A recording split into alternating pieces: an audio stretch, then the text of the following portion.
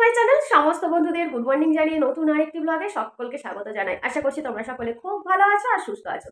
এখন বেজে গেছে সকাল 8টা। তো এখন থেকে আমি আমার ব্লগটাকে স্টার্ট করলাম। তো সকালে যথারীতি কাজকর্ম স্নান টান সবকিছু পুরো রেডি, কিন্তু এখনো পর্যন্ত ঠাকুরকে ফুল জল দেওয়া হয়নি। তো ঠাকুরকে ফুল জল দেবো। স্নান টান করে জামা কাপড় ছাদে মিলে দিয়ে এলাম আর কাকিমাদের বাড়ি থেকে দুধটাকে নিয়ে চলে এলাম আগে, কারণ 8টা সাড়ে 8টার মধ্যে দুধ নিয়ে আসতে হবে, নাহলে ওদের দুধ সেন্টারে নিয়ে চলে যায়। তাই দুধটা নিয়ে এলাম। আর এখনো পর্যন্ত ওই রুমে বিছানা পড়েই আছে, কারণ এখনো পর্যন্ত মাম্মাম শুয়ে আছে। ঘুম থেকে উঠে পড়েছে কিন্তু ঢাকাঢুকি নিয়ে শুয়ে আছে। বুঝতে তো পারছো এখন ঠান্ডা, আর যতটা সময় বিছানায় থাকবে না ও ঠান্ডাটাও কম লাগবে, কারণ ঘুম থেকে উঠলো তো এদিক ওদিক ঠান্ডার মধ্যে ঘুরে বেড়াবে। তাই একটুখানি বেলা করেই ওকে এখন তুলছি। আর ছেলে বাড়িতে নেই, কারণ আমি বাপের বাড়ি থেকে ফিরতে না ফিরতেই ছেলে আবার চলে গেছে মামার বাড়ি।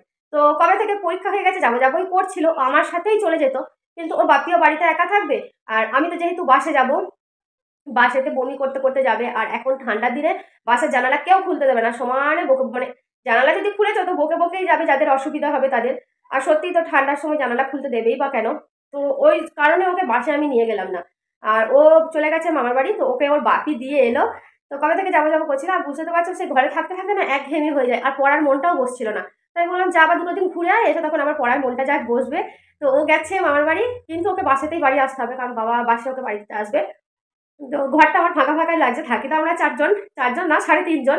তো একজন চলে গেলে ঘরটা আমার বেশ ফাঁকা ফাঁকা হয়ে গেছে। বিশেষ করে মাম্মা অনেকটা চুপচাপ হয়ে গেছে, কারণ দুটোতে যতই ঝগড়াঝাটি হোক ও তো দুটোতে একসাথে থাকে। তো ওর মনটা ও যেন একটুখানি চুপচাপ হয়ে গেছে।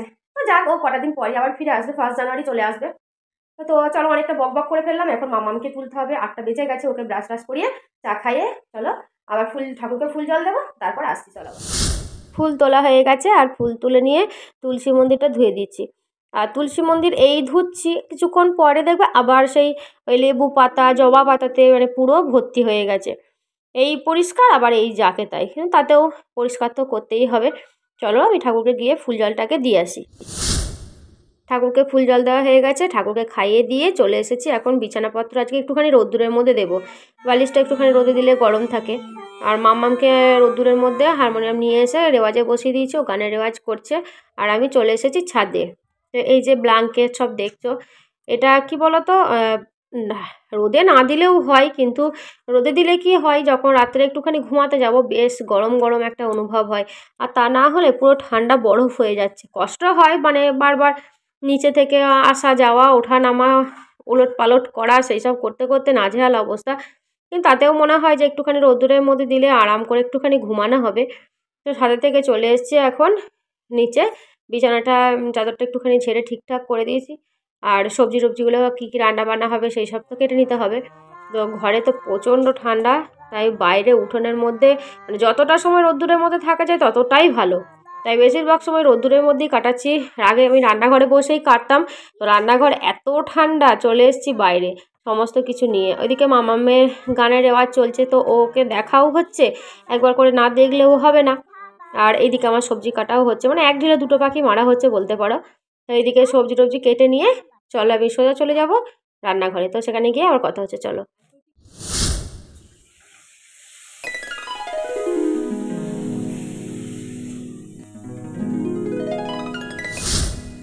কিছু রান্না কমপ্লিট হয়ে গেছে, শুধুমাত্র এখানে মাছটা হচ্ছে, মাছটা বাকি ছিল, এটা হলেই আমার রান্না বান্না কমপ্লিট হয়ে যাবে। আর এইদিকে ভাতও বসিয়ে দিচ্ছি। তো পরে দেখাচ্ছি তোমাদের কি কি রান্না বান্না আজকে করলাম। আর আজকে ওয়েদারটা বেশ একটু অন্যরকম মনে হচ্ছে, এই বৃষ্টি নামলো ওই বৃষ্টি নামলো, আমার কখনো কখনো রোদ্দুরটা বেশ ভালোই দিচ্ছে। সমস্ত আজকে বিছানাপত্র রোদে দিয়েছি। বেশ রোদ্দুরটা হলে ভালো হতো, মানে কষ্ট করে বয়ে নিয়ে যাওয়া, মানে নিচে থেকে ওপরে নিয়ে যাওয়া সাংঘাতিক কষ্টকর। তো কষ্ট করে নিয়ে গেছে, একটু যদি রোদ্দুরটা পেট গরম হয়ে যায় তো ভালো হতো বিছানাগুলো। তো যাই হোক, দেখা যাবে কি হবে। আর ওইদিকে বেসিনে বাসন টাসন পুরো এই জড়ো হয়ে আছে, এখনো পর্যন্ত বাসন টাসন কিছু ধোয়া হয়নি। একেবারে রান্না কমপ্লিট করে তারপর ধোবো। আর ওইদিকে ওর বাপি আর মামা দুজনে এখন ওই ফুল গাছের গোড়ায় মাটি ফাটিয়ে দিচ্ছে, সব ঠিকঠাক করছে, কারণ সময় হয়ে ওঠে না। আর আগে যেহেতু একটুখানি সময় আছে তাই ফুল গাছের গোড়ায় মাটি দিচ্ছে। তো ওরা ওইদিকে কাজ করুক আর আমি এদিকে আমার রান্না বান্নাগুলো কমপ্লিট করি।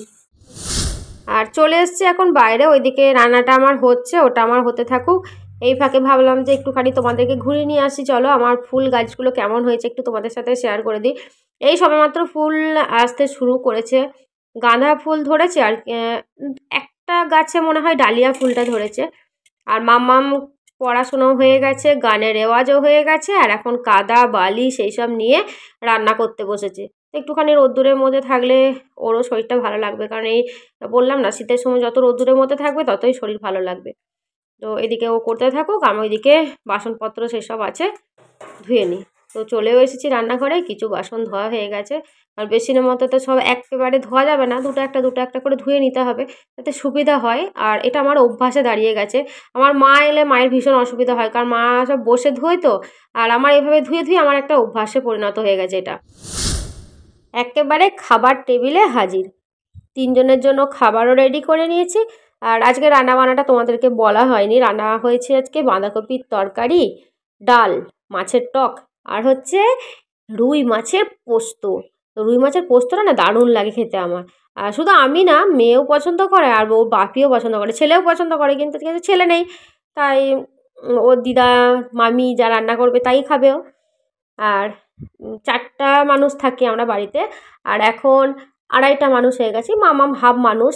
তো আহ, এই 2.5টা মানুষের জন্য অনেক কিছু রান্নাবান্না হয়ে গেছে।